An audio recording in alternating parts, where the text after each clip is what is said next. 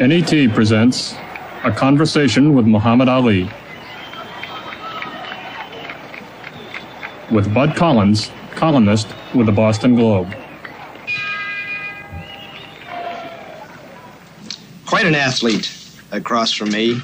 He used to be named Cassius Marcellus Clay Jr., and his business was prize fighting. As a fighter, he became, in my opinion, and certainly in his own, the greatest. At the age of 25 now, he calls himself Muhammad Ali, and he's unemployed as a fighter. His title is gone, ripped away by various boxing commissions in the name of patriotism. He's been sentenced to 5 years in prison for refusing induction to the United States Army. 8 years ago, he stood on a podium in Rome. An American flag blowing in the breeze, the Star-Spangled Banner being played. He was given a gold medal as an Olympic champion. People thought, here's a kid with a bright future, and he was known as the so-called credit to his race. He had talent in the ring, and he had maybe more talent outside of it. He loved ballyhoo. He loved putting on the nation with a great put-on that he was the greatest. He maybe was the greatest poet since Robert Frost. At least he had more of his poetry published, saying, Archie Moore must go in for, things like that. But then the day after he became champion, he turned off a lot of the country by revealing that he was a convert to a religious sect known popularly as the Black Muslims and formerly as the Nation of Islam. And that antagonized a lot of the American people. So now his principal role is as a Muslim minister. He's had a varied career, an exciting, bizarre, celebrated career, and now perhaps a discouraging career. Or is it discouraging right now with this 5-year sentence? No, sir, I would say what I'm doing now is more encouraging, and I get more out of it than boxing. Boxing was only for self-gain, just beating up one of my brothers or somebody else's brother for money, possibly hurting them for life, which I didn't intend to do, and I'm lucky I never really did. But I would say I'm getting more pleasure out of lecturing at the various Muslim mosques, converting so-called Negroes. You're a minister of the Muslim faith. Yes, the Honorable Elijah Muhammad. We preach his teachings throughout America to our people. And I enjoy this much better than boxing. If I didn't, I would still be boxing. I chose this over boxing. What about jail? Now, you're appealing, is that correct? Oh, yes, jail. That could come up, and if I should lose the appeal, then I'll have to go to jail, and I'll be out of there in a few years. Have you thought about jail, what it might mean? Have you talked about people who've been in jail 5 years? Well, we are taught by the Honorable Elijah Muhammad that black people actually have been in jail for 400 years. We've been here in America. But I don't worry about jail. If I believe in Allah, I believe in Elijah Muhammad as the messenger of God, and many great men have to go to jail. And so I don't pay no attention to it. If the time comes, I'll just have to go. Boys in Vietnam are dying for what they believe, and I can't get on them for dying for what they believe, so I'll just have to, and they're dying to free foreign people 10,000 miles away. So I'll just have to suffer so that the so-called Negroes could be free, so they could have idol and an image they can look up to that didn't sell them out. Do you think you can do more for your people by going to jail? Oh, yes, sir. Yes, There's a report that your manager, Herbert Muhammad, advised you to enter the Army. Is that true? No, sir. No, sir. He couldn't do nothing like that. Everything I do is of my own. He couldn't advise me to go to the Army. When did that report come out? That report was in a New York paper about 2 weeks ago. No, I didn't. This is just rumors. They can't believe that I'm this strong. They thought they would weaken me and put fear in me by threatening me to go to jail and taking my earning power. And they won't let me work in America. The government won't let me leave America where I can work. And I'm getting stronger, and this shakes up a lot of people to see that I'm this strong. It also makes other so-called Negroes strong who are facing the same problems. And in this way, I think I can do more for my people. They've never had a big black man that just stood up and identified with the struggle of his people 1,000%. Once they can get them a white girl, a blonde, a brunette, or $100,000 home, or a show on Broadway, usually every Negro watching this show now will tell you that you can't talk to them. They're too big to be with their own people. They go marry other than their own kind. And I'm so happy and proud to become great in boxing, to become the greatest one that ever lived. The greatest. You're still the greatest. Yes, sir. The greatest boxer that ever lived. I'm the first one that they had to take a title from in the history of all of the red, white, and blue American title. I'm the first one that they tried to make the world believe that wasn't the champion and never has been beaten. What about this title now, Ali? If you're in jail 5 years, can you come back and be the champion? Well, I don't know. I'm not really worrying about boxing. The more I'm in the spiritual works that Elijah Muhammad preaches, preaching the word of Allah, God, I forget about sports. It's not in my blood. I don't eat rare steaks no more. They make you vicious. I just eat lamb now and fish, holy foods, and this keeps me from being vicious feeling, and I really don't miss it. I have nothing else to gain. I beat the best German they had to offer, the best that Canada had to offer, England, the best that America had to offer, two-time United States Golden Glove champion, AAU champion twice, Olympic gold medal winner, defended the title 9 times, predicted the rounds on my opponents, wrote poems in poetic fashion, how they would fall, and I cannot go no farther in sports. And first, another thing I like to say, I'm the only black man that black people can now say has a champion, like I would say Marsana, that's undefeated and retired off. That's true. So Joe Louis came back. He let the people down. He got beat, and Sugar Ray was a black pride, and they got him beat up. But I'm the first one that so they you never think you might just stay undefeated? Yes. Is there a conflict now? You say, and I certainly believe you and have been with you for long enough to know that you're very sincere in your beliefs, that you're a man of God now, a minister. Is there a conflict between that and being a prize fighter? Well, yes, we don't believe in sports. Man of peace. We don't believe in sports, and the Muslims you're speaking of. Right. We don't consider boxing being violent. It's just a sport. It's nothing. Our intention is not to kill. All we use is our fists, and they're padded. We have referees, doctors, and judges at ringside. The intention is to beat the man, outpoint him. And I've been criticized for not hurting me, and been criticized for carrying them because I don't like to hurt nobody. I showed all this in my fights. But if I did fight again, the only reason was to get out of debt. This is the only way that I have to make the necessary money to pay my draft lawyers, which I owe $280,000 that I spent in $280,000 for your appeals and your trials and so on. Fighting for justice cost me that much. And then other things, back alimony to the wife, and I can't pay nobody now because I'm not allowed to work and I'm out of the country. So if I did fight, it'll be for those reasons. But just boxing itself, I could box tomorrow if I want to. I could just go to the gymnasium and box, but it's the money. 3 years ago, when we were coming on the way from Boston in Big Red, your great bus with Bludini, Brown, Yeah. Otis 5X was driving. We had quite a gang. You said to us, Whitey's get in the back of the bus, which we dutifully did. And we had a lot of fun. And the last fight, just even though you had all this on your mind and all the pressure, you were with Boudini and you put on the Dracula masks with Saria, one of your trainers.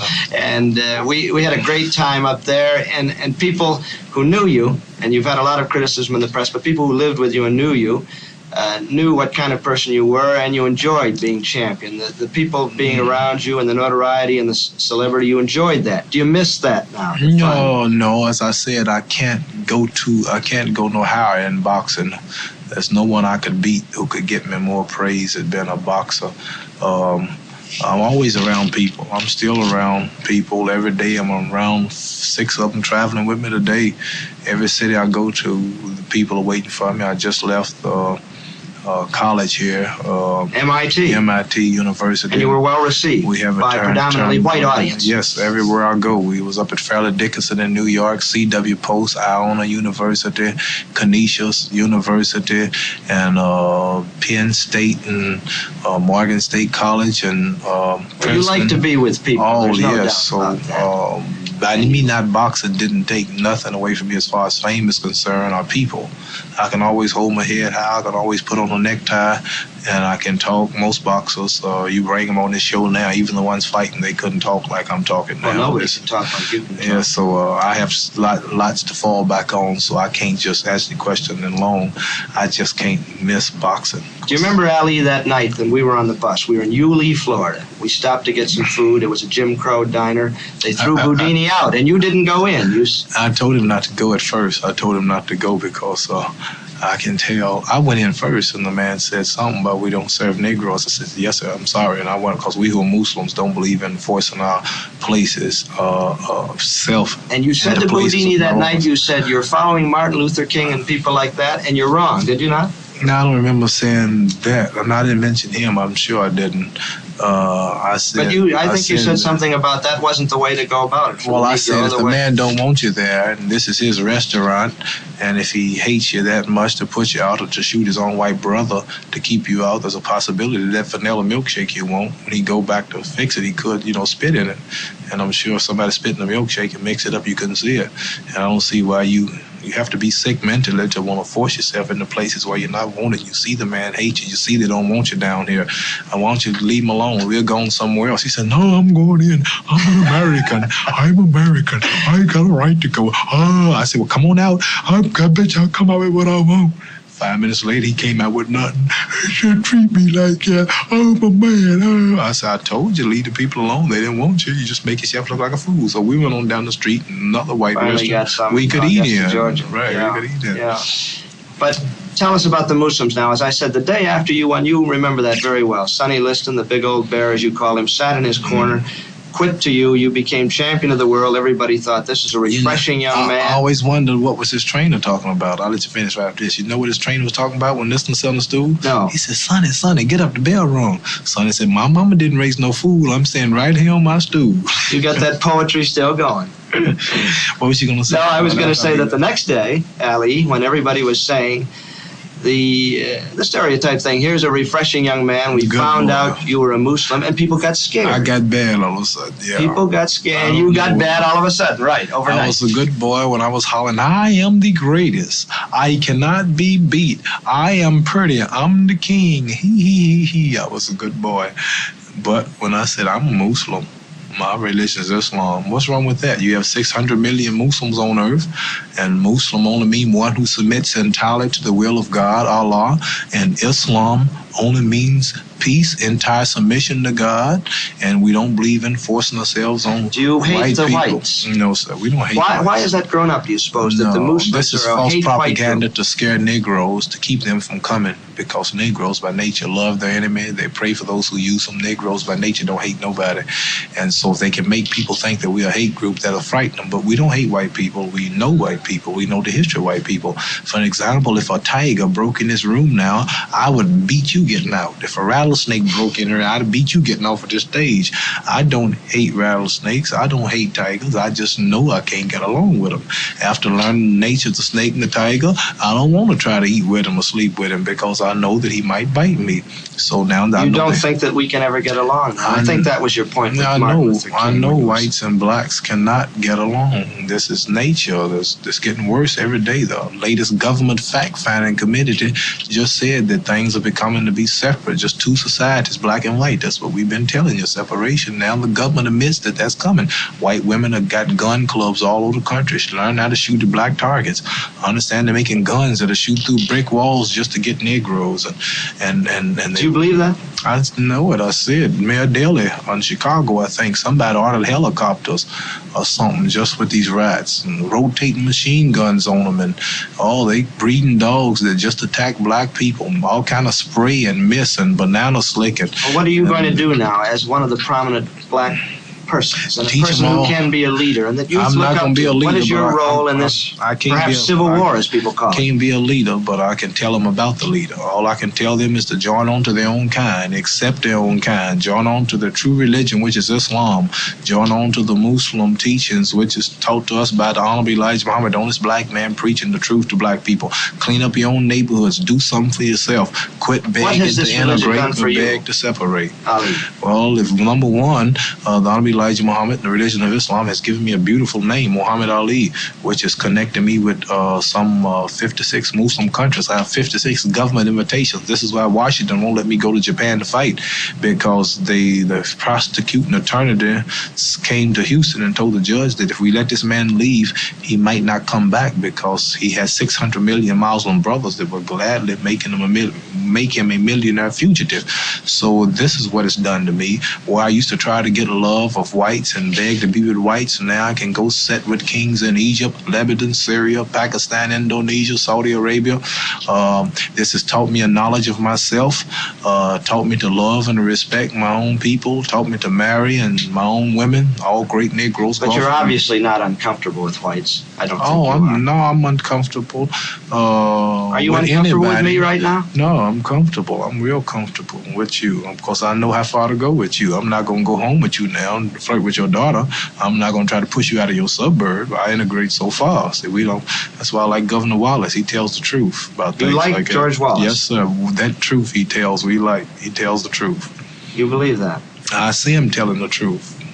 You don't believe he's been a tough influence in this country and a bad influence? Well, I don't agree with everything nobody say, but I like what he say when he says that Negroes shouldn't force itself into white neighborhoods, and white people shouldn't have to move out of the neighborhoods just because one Negro comes. If they don't want to sell the house to him, he shouldn't, and that makes sense. If a person don't want you, why do you want to push yourself on him? And Wallace is admitting that this ain't right, and let the people do what they want to do. They need local government where they can decide what they want to do in their own community, and just don't make some northern so-called liberal come in and bust the neighborhood up, and they all have to pack up and go somewhere else and always be. Well, what would you say for your people? They're living in deplorable conditions in Chicago now. Mm-hmm. They're living in terrible conditions in Chicago. This is all over the world living in terrible conditions. This is why Elijah Muhammad teaches us that they need some land of their own where they can produce and build their own homes, schools, factories, and hospitals, since they're suffering and been turned away from many of whites, and get some land. Since we helped build America to be fit to the richest states on the planet, fought in all American wars to help maintain and uphold the government, why not should we have some of the land where we can build and construct? Negroes are doctors, Negroes are lawyers, physicians, mechanics, plumbers, electricians. Why not can we go somewhere now and build a future for our children such as other people? Why should we just remain beggars and employees? Why not can we go and a job? But do you think this could happen? In other words, you want some land in the United States. Dr. Elijah Muhammad teaches us that God taught him, not me, that this land should be here or elsewhere, just like all people. No people can be free and independent without land. No people can be free if they can't feed themselves. No people can be free if they don't clothe themselves. Negroes are 22 million people, Elijah Muhammad teaches us. We don't make shoestrings. 22 million people and don't have a toothpick factory. 22 million people. If you white people close the grocery stores tomorrow, we would starve to death. But you have your own stores in the Muslim community. Elijah Muhammad's buying hundreds of thousands of acres of farmland throughout the country, canning up and food and taking it to supermarkets and his restaurants that he's building all over the country. He's got his own colleges, universities. He's on radio worldwide now, national here in America. He's on TV in Washington. He prints 2 million newspapers a week called Muhammad Speaks. Yes, we've seen it. And he's got mosques and temples all over the country, and he is the black man for black people to follow. He's not just asking for a job. He's not just asking for a house in a white neighborhood. This is nothing. See, Negroes are actually fighting for equality with the white man's dog. You may say, why? Well, when they say we want open housing, they still not getting nothing the dog ain't got. The dog sleeps in the house with white people, in the bed, many of them. And Negroes want to ride on the best transportation up front with the white people. The dogs do better than that. He ride right in the front seat. I see him when the sun's shining. Dogs ride right in the front seat of the car. And Negroes, they want to eat the white man restaurant and this and that. Still, the dogs eat out the same plate. I see this. So in reality, the Negro's not fighting for equality with the white man. He's fighting for equality with the white man's dog. To be equal with the man, he needs some airports. He needs some train stations, some television companies, some water plants. He needs some farmland. Hard to get, though, isn't it? And not if he has some land of his own. He has some land. And if the white man gave him justice and repaid him for building up this country and working 310 years. Some people like Stokely Carmichael, Ralph Brown, say that the white man will not do this, though. That they have to be militant. They are militant.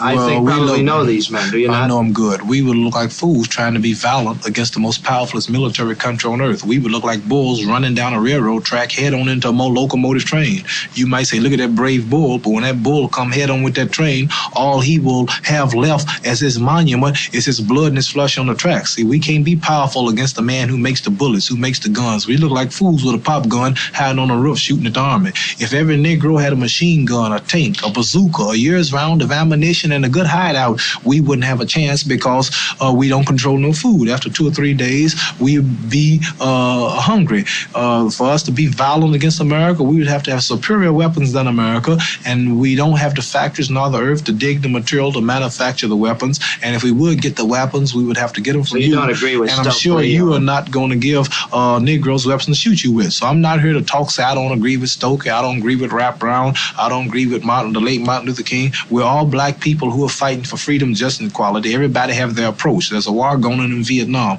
One man fights from the air, one man fights from the land, one man fights from on top of the water, one man fights in the submarine under the water, one man comes from, he's a Secret Service man or a spy. They're all fighting the same common enemies. They say the North Vietnamese people, but they have different approaches. Negroes have different approaches for their freedom. One man believes in integrating. One day we all be white, he say. Look like white people after 200 years. One believes that education and politics will solve it. One believes shooting and looting and burning up the country will solve it. One man believes integration will solve it. And we believe separation somewhere to ourselves will solve it. So we're not here to talk about these fellows. The same dog that bit them bit me and is biting me, but we just don't agree with their approach to the freedom, but we all are for them if they are sincere in their way. And one day we hope that they will all soon recognize the true leader, Elijah Muhammad, and will all soon be Muslims. What do you think will happen? Elijah Muhammad is a very old man. One day he must die. He will die. One day. What do you think will happen to your group? Well, when he dies, we will be in heaven. We'll be in the hereafter on earth. America will be destroyed, and this will all be over. The Negroes with America will go down with America, and Allah, when he dies. When he dies, we will be free. His work will be over, and we have a few just around the corner. We don't have a lot of more years here in America. Tell us about. And I would like to say that Moses died too. Noah died, Lot died, all of God's prophets died, but they accomplished their missions. You consider Elijah Muhammad a prophet of He's God. a messenger. He's not here to tell us what's going to happen. He's telling us what's happening. He's a messenger. He's the messenger of Allah to the so-called Negroes. What about your own life now? You're married, you have a young wife. Yeah, I got a little baby on the way. In about a month and a half, I'll have another little boy, I hope, and I'm young enough to hold the crown until he's around. Do you think he'll be the champion? Well, I don't think I want him to box. I'm going to send him to school, and I'm going to make him study and work, and he's going to be a wise man. He won't box. You're living in Chicago now. Right. I bought me a nice little home there and fixed it up nice. And still driving a Cadillac? Beautiful 18-year-old Muslim girl. Oh, yes, I got a couple of them old Cadillacs, but I'm trying to get my airplane. Cars are too slow.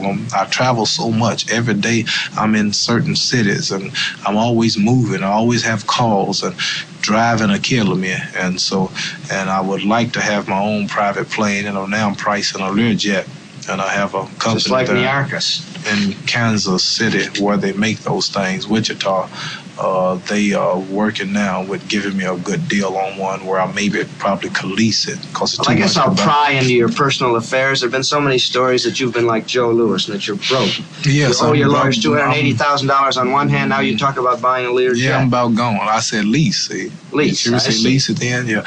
But tax will pay for it anyway. But what I'm trying to say is that, I'm just about broke. I'm not allowed to work here now in America. I'm not allowed to leave America. I'm not like Joe Lewis. I didn't fight 13 years. See, I was 29 fights and won them all. Yeah, but I just only had 9 title fights, and out of those 9 big title fights, my cut was $2 million. My cut after everybody got after everything. That was your cut, $2 million. No, not after everything. This is before taxes. Before taxes. Yeah, after my manager was paid, after my opponent was paid, the peanut man, the popcorn man, and everybody, my cut was $2 million. And out of $2 million, the 10 white men, the black men in Louisville, they made a deal with the government behind my back. I knew nothing about it. Real quick, they made a deal with the government where they would give the government 90% of all my earnings before I got them. This was called a Joe Lewis law to keep me from being broke, they say. But 90% of my $2 million went to the American government. So that only left me 10% out of $2 million to live on. And out of that, I had to pay $150,000 to get rid of my first wife because she wasn't joining my faith. And then naturally, it cost me money to live. So the money's about gone. And not only me, I don't know why people are so confused over one Negro boxer getting low in funds or depleted in funds when America's broke. America's now canceling trips and things to save money. So if big, powerful America can get broke, a little Negro boxer can get broke. Well, that's true. You can. You've severed all connections now with your management group in Louisville. Mm-hmm. Which is the group that brought you on. Did you leave them in a friendly manner? Oh, yeah. Contract ran out. They wanted to renew it, but they didn't want to give me the price for it, so we just had to find another manager. You go back to Louisville often to see your mother and father? Oh, yes, I was there 2 days ago. I was in Louisville, but I don't have time to stay there too much. The town looks so small, and the people move so slow. The friends are raised up. We'll still stand on the same corner, ain't doing nothing, hanging around the same places. And when you get out and travel and knowledge, when you get knowledge, wisdom, understanding, and when you've been around the world a couple of times like me, and talking to wise men like you, newspaper men, and on all these TV shows, and this makes you wise and intelligent. When you go back to these little one-horse towns, you just can't stay there 2 hours. Just after a day, I'm ready to get out. Well, you got to move. I've noticed that about you. You like to move. You're a restless person. Even in jail, I'm going to have a moving plan. Move you from cell to cell? Or? I don't know. Have you gotten any specific word about when they will act on your appeal? I got a letter the other day said, get ready, because they're cleaning out your cell to take you on the trail to the jail cell without bail. Without bail. And are you getting ready?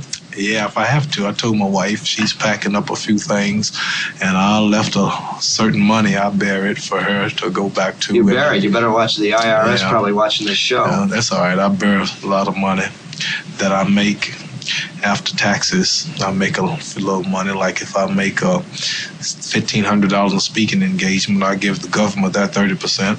Then I take what's left of mine. I don't put it in the banks because banks might go broke or they might get robbed. And I just take my money and I hide it here and hide it there and tell her where the hideouts are. Well, you're not too worried. Now, Bill Russell, whom you know, of course, who coaches the Boston Celtics here, I said to him 2 years ago, I said, it's a shame that this boy, who's such an attractive boy and such a fine guy and a good fighter, may wind up broke, like Joe Louis. And he said, well, that just shows that you don't understand. And he said, you just don't understand that's why we admire him so. Is it because he's ready to give up everything for his religion? Yeah, I haven't go around and do this. And they don't equate you with Joe Louis at all. These people you're talking about, they spent money on white women. They set up bars and they went playing pool and golf for $1,000 a hole. And they were known to make millions and millions when it wasn't no high taxes. And they were not hindered by white America. They were allowed to see.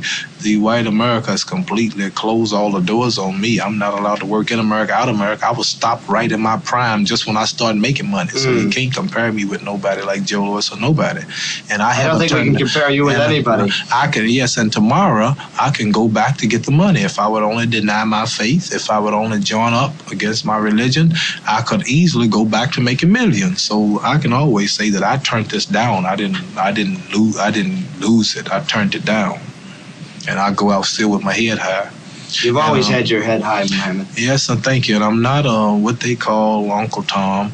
And money, the flesh and the blood of my freedom, of the flesh and the blood and the freedom of my people comes before money. And this is why black people are nowhere today. The white man, such as you are saying now, they're always talking about money. You're broke. Are you losing money? They threaten our people with money. You won't eat. How you gonna live? Well, this is why we are nowhere today, because every time a black man get in a position where all the babies are following him, where all the youth is following him, then he's They're all looking when you're moving around, aren't they? Yeah, who's looking? Everybody's looking when you're there. They like to see you come in. The babies and everybody. Oh yeah, so I feel proud. I can tell him he's the greatest. I can tell him to be somebody. I can tell him to fear not. Oh, what are you losing? Look what I did. Now I can preach. This all helps what I'm standing for. And I'm just happy. Everything I'm doing, I like. People see me and say, why are you not tired or old looking or gray? You're so happy. Where are your bodyguards? You don't have no bodyguards? I said, I've done nothing without bodyguards. It's great to have you with us, Muhammad Ali, prize-fighting champion, minister to his people now. Muhammad Ali, thank you. And I want Joe Frazier as soon as you get it ready. Okay, Joe Frazier for the title. Conversation with Muhammad Ali.